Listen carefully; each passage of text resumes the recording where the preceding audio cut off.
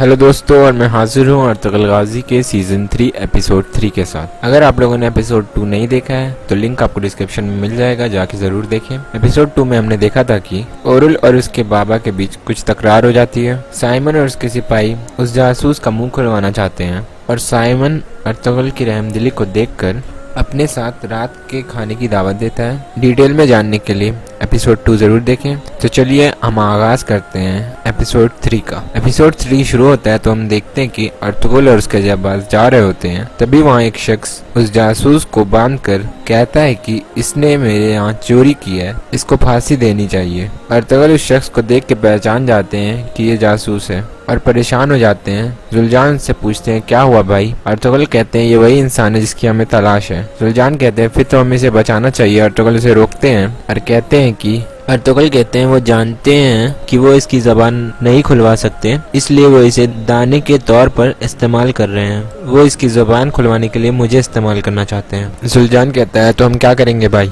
Ertugrul से जवाब देते हैं रात मुसलमान के लिए पर्दे की तरह है, हम इसे आज रात बचाएंगे। और इधर दूसरी तरफ हम देखते हैं कि साइमन एक जगह से खड़े होकर अर्तुगरुल को बाजार में इधर उधर घूमते देखता है। तभी वहाँ पर ओरुल आ जाते हैं। साइमन ओरुल से कहता है लगता है कि अर्तुगरुल हम दोनों के लिए मसाइल बनेगा। और ओरुल कहता है जो मुझ पर बोझ डालते हैं अपनी मौत को आवाज देते हैं और फिर इसके लिए कोई चारा नहीं होता। और साइमन उसे एक जहर की बोतल देता है और साइमन उसे एक काली मकड़ी की जहर की बोतल देता है। और ओरुल कहता है अब हम दोनों को अपने रास्ते में आने वाली हर रुकावट को हटाने के लिए मिलकर काम करना होगा। और साइमन कहता है आज रात तुकातमिश मौत से पहली रुकावट साफ हो जाएगी। और इधर दूसरी तरफ हम देखते हैं कि उस गुलाम को बुलाकर अर्तुगरुल कहते हैं तुम आज़ाद हो, तुम जहाँ जाना चाहते हो जा सकते हो। वो गुलाम आगे कहता है हुजूर मैं आपका मखरूज हूँ, मेरे लिए बाइस शर्म होगा अगर मैंने अपना फर्ज न चुकाया, मेरे लिए जाने की कोई जगह नहीं है। और अर्तुगरुल से कहता है अगर आप इजाज़त दे तो मैं आपके साथ कबीले जाकर आपकी खिदमत करना चाहता हूँ।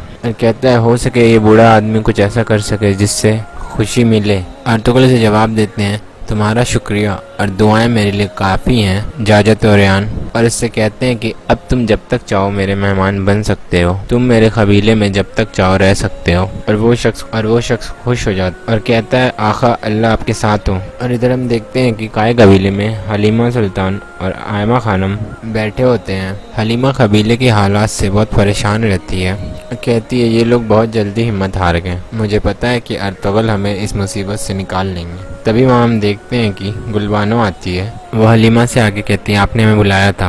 और हलीमा उससे कहती है कि तुम्हें रोशान सिपाही ने हमें सौंपा है, लेकिन तुमने जो कहा वो अगर रोशान सिपाही सुन ले तो वो खुद ही देख लेंगे। वो जवाब देती है मैं अब भी अपनी बात पर कायम हूँ। और वो कहती है हलीमा सुल्तान 2 गर्मियाँ गुजर गईं, चूँकि अर्तुगरुल साहब ने इसे 2 साल पहले गर्मियों में भेजा था, इनकी ना कोई खबर है और ना अता पता। और कहती है रोशान वापस नहीं आएंगे, मैं जानती हूँ। तभी हायमा खानम उठती हैं और उसे जवाब देती हैं अर्तुगरुल ने उसे एक मिशन सौंपा है और सिपाही रोशान जैसे ही वो मुकम्मल होगा वापस आएंगे, लेकिन क्या तुम्हें फिर अपने कहे की शर्मिंदगी होगी। और वो कहती है हायमा खानम अर्तुगरुल साहब ने एक बार भी इस बारे में बात नहीं की। और कहती है क्योंकि मैं जानती हूँ कि इन्होंने उसे उस रास्ते पर भेजा जिसमें वापसी नहीं। तभी हलीमा गुस्सा हो जाती है और कहती है मैं तुम्हें इस कबीले में अपने फरेब से जहर नहीं भरने दूंगी। और कहती है अगर ये फरेब ख़त्म ना हुआ तो याद रखना मैं तुम्हें अपने हाथों से सजा दूंगी। और फिर वो वहाँ से चली जाती है। और फिर आयमा खानम हलीमा को समझाती हैं कि तुम्हें मजबूत बने रहना होगा और कहती हैं तुम कबीले के तमाम बच्चों की माँ हो। और तभी हम देखते हैं कि अर्तुगरुल और उनके जाबाज काय कबीले पहुंच जाते हैं और लोग फिर शोर मचाने लगते हैं। और एक शख्स अर्तुगरुल से कहता है जो खाने हमने आपको दी क्या उससे बस इतनी सी गंदुम मिली आपको। अर्तुगरुल से जवाब देते हैं बाकी भी आएंगी, आप फिक्र न करें। तभी एक दूसरा शख्स कहता है हमें कितना सब्र करना होगा, हमें अब मजीद सब्र नहीं। तभी वो गुलाम सबसे मुखातिब होकर कहता है कि बराए मेहरबानी मुझे माफ़ कर दीजिए। और बताता है कि अर्तुगरुल साहब ने गंदूम खरीदने के बजाय मुझ गुलाम को बाजार से खरीद कर मेरी जान बचाई। और कहता है लेकिन मैं ऐसे जिंदा नहीं रह सकता। और वो गुलाम अर्तुगरुल से कहने लगता है आप बहुत मुश्किल सूरत हाल से दो चार हो, काश कि आप मुझे वहीं छोड़ देते और उसे मुझे मारने देते। और कबीले के लोग भड़क जाते हैं और कहते हैं हम ये मजीद बर्दाश्त नहीं कर सकते। और वो लोग कहते हैं अर्तुगरुल साहब हम आज रात जिरगा बुलाना चाहते हैं। अर्तुगरुल उन सब से मुखातिब होकर कहते हैं कि आप सब कब से ऐसे हो गए, क्या रिस्क देने वाली खुदा की ज़ात नहीं।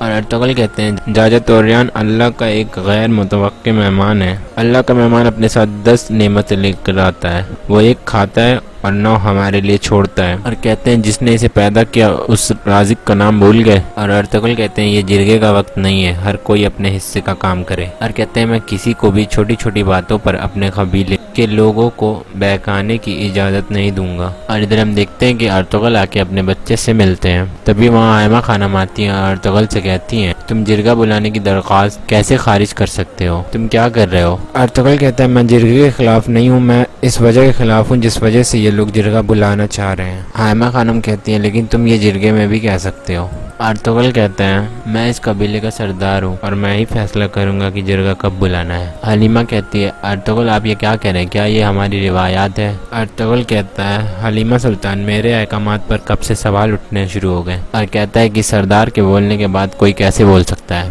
और अर्तुगरुल कहता है इस कबीले का सरदार मैं हूँ तो हुक्म भी मैं ही दूंगा। और इधर दूसरी तरफ जौदार कबीले में हम देखते हैं कि एक औरत ईसा मसीह से प्रे करती रहती है। तभी डंका बजता है। उरुल उसके बाबा और उसकी बहन कबीले पहुंचने वाले होते हैं। वो औरत सब चीजें वापस से छुपा देती है। और इधर दूसरी तरफ हम देखते हैं कि उरुल के बाबा तुकातमिश को रात में खाने की दावत देते हैं और उसका नाम चलपना होता है। सरदार से कहते हैं कि आज रात कुछ मेहमान आने वाले हैं, इसके मुताबिक तैयारी कर लो, मुझे सब कुछ ठीक ठाक चाहिए। और इधर दूसरी तरफ हम देखते हैं कि उरुल के खाइमे में चलपना आती है और उरुल से बताता है बाबा को सब पता चल गया है। उरुल गुस्से में कहता है अब मैं किसी को नहीं छोड़ूंगा। वो उरुल को समझाती है सबसे पहले अपने गुस्से को काबू करो, गुस्से में किया हुआ फैसला सही नहीं होता। उरुल कहता है सारी सूरत हाल का बाबा को पता चल गया, ये बहुत बुरा हुआ। चौलपन कहती है बाबा को कौन बता सकता है। उरुल कहता है लाजमी है तुकातमिश है। और उरुल वो जहर की बोतल निकाल कर